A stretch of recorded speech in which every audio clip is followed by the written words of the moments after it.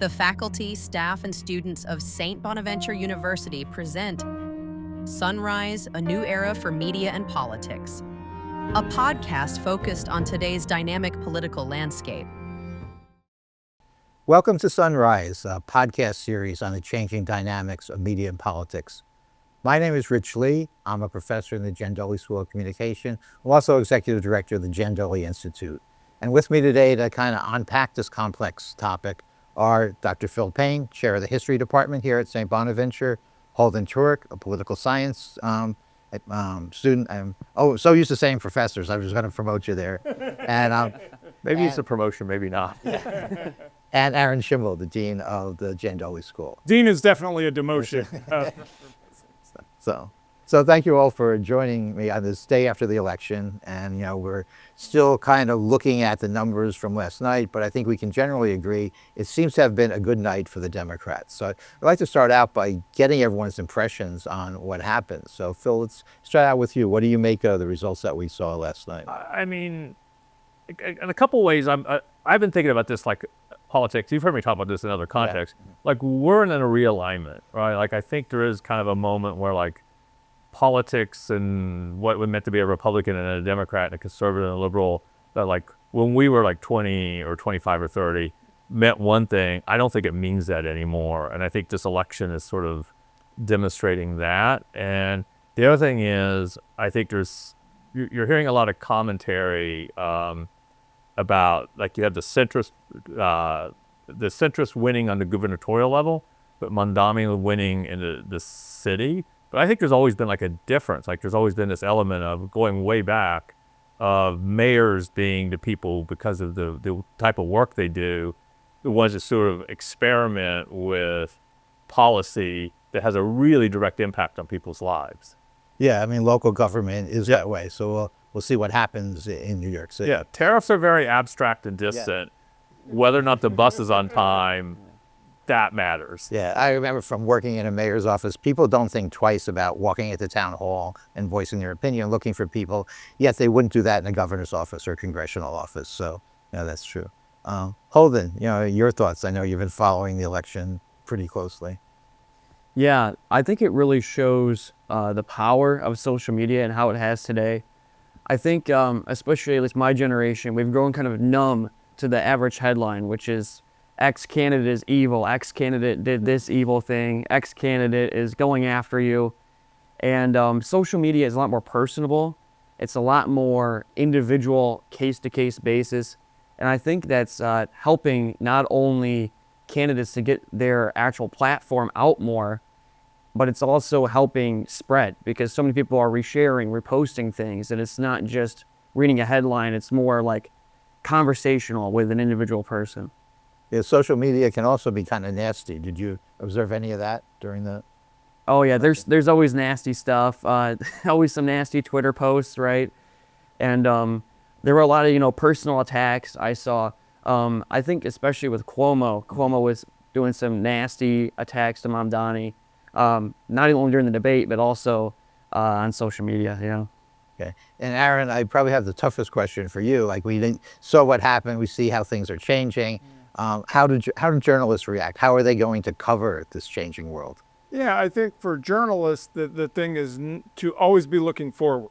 So I think there's a tendency to stop and try to look back a lot and figure out, okay, well, this is what happened here, so then we're going to apply whatever happened in the last election to the next election, versus looking at what is really going to be the issues, what's going to be the technologies, how is the public going to interact with the candidates in 2026, 2028 versus how it went in 2025. There are lessons, though, of course, from this, particularly how a relatively obscure candidate can all of a sudden become mayor of New York City. As Holden was talking about, using social media, engaging in different ways. But I think we also see there is definitely an appetite for new and different candidates, and not, there's certainly in the Democratic Party, certainly an age divide.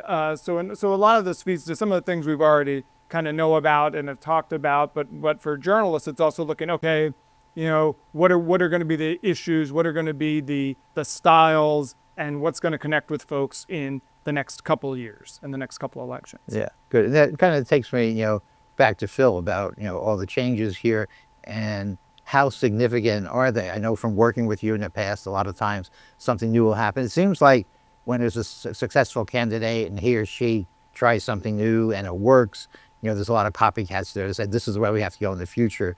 But you can add some historical context about when new tactics have been implemented, and this is not the first time something like this has happened. I think I think that happens a lot. I think that happens continuously. Like you see this over and over again with political parties adapting to how they kind of reach people. Like you see this with like late 19th century, the front porch campaign, which were essentially media events, because now all of a sudden they had a media ecosystem they could essentially reach the entire nation by keeping the candidate in one spot. And that was made possible by like railroads and newspapers and then early film. And you see this with FDR and radio. Like one of the stories there is FDR's good at radio. Herbert Hoover was terrible at radio. So yeah, this happens over and over again. And I also think too, like we talk about journalists and like looking for the next one. Like I noticed that a lot with like punditry. They're like, oh, we saw, and I think particularly punditry of a certain age, they're like stuck in like late 90s and early 2000s, and you could kind of like, no, if you want to do that, like you need to go further back. Like go back and look at, some of the mayors of the early 20th century, like talking about gas and water socialism, and some of this is, in some ways, is a very similar vibe to Mondami saying, we're going to improve light in the city by making things like access to clean water and sewer systems that work, which are incredibly not sexy. But if your city's overrun with disease and you don't have clean water, that's an important thing. Yeah. Yeah, it goes back to, local government, local news. Okay. Aaron, one of the developments in journalism is kind of like, not the demise, but the cutback of local news as, more and more big media conglomerates buy more and more news entities.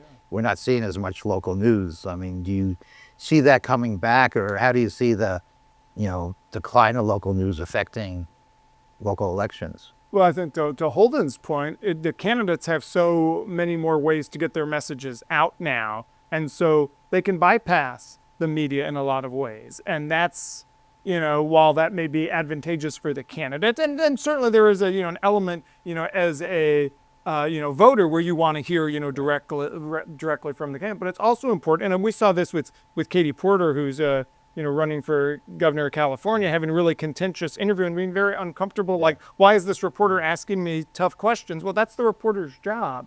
But that's also, it's not because the reporter's doing it for, in that case, her own interest. She's doing it for the public interest, right? Is that here are important issues for the public to know and understand about, in this case, the governor's race in California. But so having that process and doing those interviews and having local journalists, particularly local journalists, because there's always going to be coverage of the national candidates and the national issues. But the real concern, to your point, is local news. And we've been talking about mayor's race, and there's mayor's race here in Olean and those sorts of things that I think that's really where you really need journalists, and where it is concerning to a lot of folks if there's not journalists doing that kind of accountability reporting and pressing candidates for their stance on the issues. Not just can you make a clever video on social media, but really what is your plan for this, and does it line up with the needs of voters? Is it is there a reality check to it? What have they said in the past? I mean, all these things that is the work that journalists do is really crucial, and really crucial in communities that are don't have a lot of journalists in them. And I think unfortunately we continue to see consolidation among media companies that's just going to exacerbate the problem. And that doesn't even get into some of the concerns with like television ownership and the FCC and pressures from the federal government that could force broadcasters to be more cautious in their reporting and what they cover. And so I think that's also, going to be a concern. On the flip side too, because candidates are able to get their own messages out through social platforms, they may be doing less advertising on television. And for local news, that and local TV stations, that advertising revenue is huge. And so it may not be, and I think a lot of folks would see that advertising being not as successful in terms of reaching voters, but yet for local news organizations, this paradox is you need that revenue from candidates to really help you achieve your business goals. Yeah, I remember my very first job at a weekly in New Jersey. After Election Day, we all got bonuses because there was so much revenue coming in for that. And as you said, candidates now can get their message out directly. They can bypass the media, which is not a good thing. They're not going through that scrutiny that, what journalists do, holding people accountable. So let me switch to Holden for a second, because we're framing this race kind of as old style versus new style. Andrew Cuomo was a retail politician. He went to, fairs, festivals, talked with, the powerful people in the organization. Mandami, as you said, was really big online. As Phil said, had a lot of energy. We could go all around. But we looked in our class, and, Holden is in a class with me where we're, studying campaigns. We spent the month of October tracking what the candidates were posting on TikTok versus what legacy media was reporting. And can you tell us what you found? I think you saw a pretty big difference in the two. Yeah, legacy media is keeping really that traditional idea, right? It's all politics. It's all what economic policies do they believe in? What political policies do they believe in? It's very, what do you call, like, politically straightforward, right? It's this person believes this. And you see in like TikTok, for example, which we were covering, it's a lot more, especially with Mamdani's campaign compared to Cuomo, it's a lot more personal. He's going around and he's, one video that really stuck out to me, I can still think of it, and I watched this probably like maybe 2 weeks ago, is he's going around walking down streets, and he's getting rejected by people. People are like, I don't want to talk to you. And, but eventually he gets people to talk to, and he talks and has a deep conversation, not even about politics, just about like, how are you? How's your day going? What are you worried about? And I think through social media, through those personal means, you can get a lot of that more personal connection, especially, it's just me on my phone scrolling. I feel a lot more connected to that person. When in a media platform, for example, it just feels like I'm like reading a book, like I'm reading a documentary, right? I'm just learning. I'm not connecting. Social media has that really personal connection, I think, and that's really unique to that platform. Oh, how do you think the skills that got him elected, the tactics, the activities, are going to translate when he becomes governor? There's a difference. Mayor. Maybe he will be governor someday. Who knows? Bold prediction here. Is one skill set you need to run for office and be successful. It's different when all of a sudden you're the mayor, governor, president, whatever. You think it's going to work for him, or you think he's going to have to change his approach to governing? Yeah, there's the Mario Cuomo quote, like, you've got, you campaign in poetry, you govern in prose. Yeah, I really hope it does work. I mean, for the sake of the city, I hope it works, right? And I think we've seen this level of personal or like personality of being able to connect with people, which is important, but we haven't really seen, obviously, his background, right? Can he lead? Can he lead a city? Can he manage a city? And I think that's yet to be seen. And that's, a lot of thing Cuomo really attacked him on, and other candidates really attacked him on, is you have no experience. You've never done this before. And I think, however, that is what Gen Z wants, is that they want people who are from the outside, people that they can relate to, this sort of anti-establishment idea. I mean, we even saw it with Trump's election, right? With Trump's election, on 2016, he ran with this idea of being anti-establishment, being against the standard politician, a different outsider, right? This outsider idea. And I think a lot of modern politicians on both sides, young politicians, are trying to keep that momentum of being young, new, and, what do you call it? Fresh blood, fresh meat, as you call it, right? A new and against the establishment, or not a part of the establishment. I think that's really the idea. Yeah. I always think it's funny that politics is the one field where not having experience is seen as a benefit. Like I'm not part of the Albany inside crowd or this inside crowd. I'm going to bring, as you said, that fresh blood. And Yeah, his experience is in the legislative branch, which is a lot different from the executive. But before we move on to another topic, just Aaron, any thoughts on governing versus running? Yeah. Yeah, it's a different job. It's not the same thing. And there's lots of people who are great candidates, who, have compelling stories, who are engaging. But, then you meet the realities of governing. And even in New York City, I'm sure he's not going to be able to push through everything, every agenda item he wants to. And the question is, how does he respond to that? Right. And then how do voters respond? Because we've seen, I think there's a widespread in this country frustration with voters, with candidates who said, well, you promised me you're going to do this and this and this and this. And then because of the realities of governing, they're not able to do the things that they promised. And then voters react negatively to that because, I voted for you because of this. You didn't do it. I'm not following politics every day, so I don't know why, the entire, great example right now in the Senate is like the filibuster. Like most Americans don't really have a sense of the filibuster and the, Senate rules and things like that. And so when you get to actual governing, and there's going to be a learning curve, right? From going from being, in a legislative body, on, statewide, but, you don't really have responsibilities for running things in that role to running the biggest city in the country.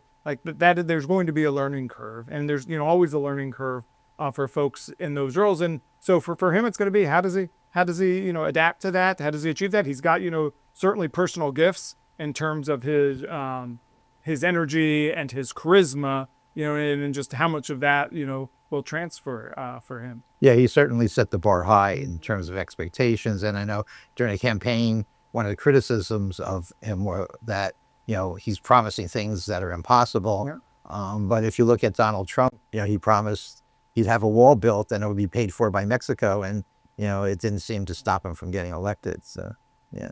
So, Phil, you want to put a cap on this topic? Yeah. With him, like I said, I guess one thing is you just see this floating around a lot. That we've been in this new Gilded Age.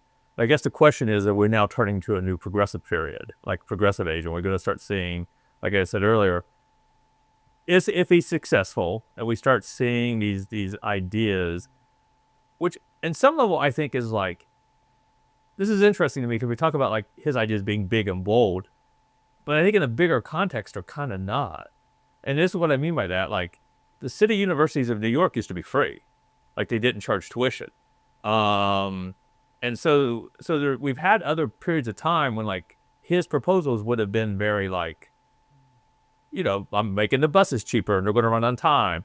The grocery store one, which is to me sort of I have no idea how that works. I don't understand retail in New York City, but it seems like maybe what he's proposing, I don't know if he gets them through, but taxing the wealthy, whatever percentage is, if you compare that to say the New Deal and rural electrification, it's not so I think maybe this is he gets that room for experimentation, and maybe he doesn't build 5 grocery stores, but maybe something else comes out of it. So okay, thanks. Great conversation. I'm sure we could spend another hour or so talking about New York City mayor, but there were some other elections last night, and 2 of them, New Jersey and Virginia, had their governor's elections off years. So there's always a lot of focus on them. People like to read into them. In New Jersey, my home state, Mikey Sherrill won, the Democrat won. For a while, it was looking like it was going to be close, but she won by a pretty comfortable margin.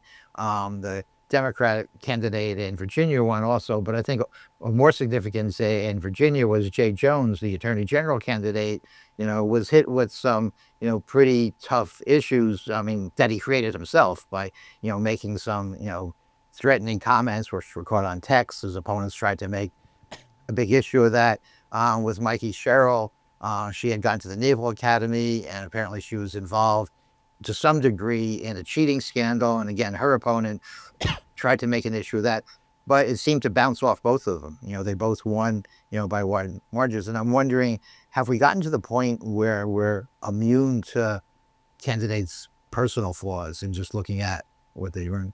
Holden, do you want to start that? Because I know we've been looking at some personal issues. I introduced our class to Gary Hart, who was a new person for all of them. But.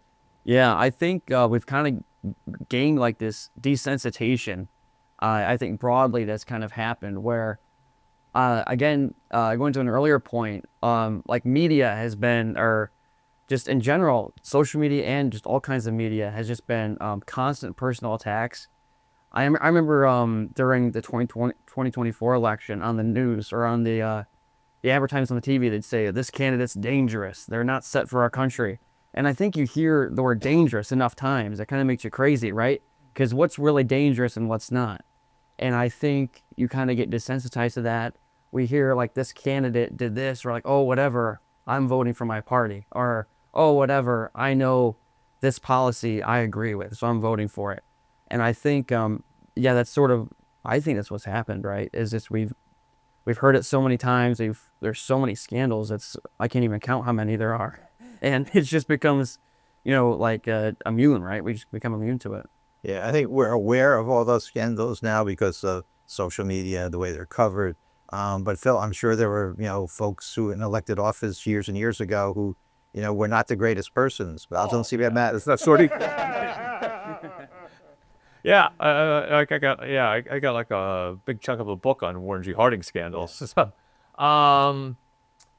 Yeah, I mean, like these things used to derail things. Like it was like Ronald Reagan was the first president who had been divorced, and he had been divorced and remarried a long time ago. He sort of got a pass on it because he was in this long-standing second marriage. And then there's Gary Hart, like Clinton's impeachment. It wasn't that long ago that like especially these personal issues would really come back to the haunt a candidate. In a way that it just doesn't seem to be happening now. I guess the exception that pops in my head is whatever happens with Epstein, the serious Epstein files that we keep, maybe that derails something. But my guess is if those ever see the light of day, we'll have like a brouhaha, and then 2 days later we'll be moving on, because that seems to be what happens. Our attention span doesn't seem to last more than a couple of days. One words, and many people, when we talk about this a lot, right, being in information silos, right? So you're only hearing based on who you follow on social media, or what cable news channel you watch, or what where you get your information. You're just getting that information, so you may not even be that aware of a scandal because it's not being talked about in your circles. And then you combine that with the polarization that we have. I think the Jay Jones race, the Attorney General race in Virginia, is really interesting because he's going to win by like 7 points. Like it's not even going to end up being that close in the end, which I think that's surprising. But I think obviously there were pretty long coattails from Spanberger, but you see that people are just so divided that I think it takes a lot if you are a partisan to say I'm not going to vote for my candidate for whatever, because no matter how awful whatever they did it is or was, I think the other side's worse, evil, whatever, to Holden's point, is so bad and dangerous that it doesn't matter. This doesn't compare. I also think that, to build on that, like we've lost some of that slow burn components of it. You think about Watergate or heck, the Harding scandals or any of those, there's just like slow build up, and then at some point journalism keeps getting deeper and deeper, right? But on the other hand, Congress kicks in. Like and Congress just doesn't, at least in the very recent years, doesn't seem to have much of an appetite for like digging into these scandals, and in part because I think it's that erosion of the sense of it's that partisanship, right? Congress seems to lack that sense of independent institution as a Congress, regardless of party, so that if a president steps on congressional or legislative prerogatives in the past, Congress would have pushed back, irregardless of party. It would have been like, no, you can't do that because that's Congress's job or whatever. Yeah. And of course, the class example is Barry Goldwater going to Nixon. Yeah, oh yeah. And, it's like you're done. You couldn't imagine a Republican senator, almost any one of them, going and doing the same thing today.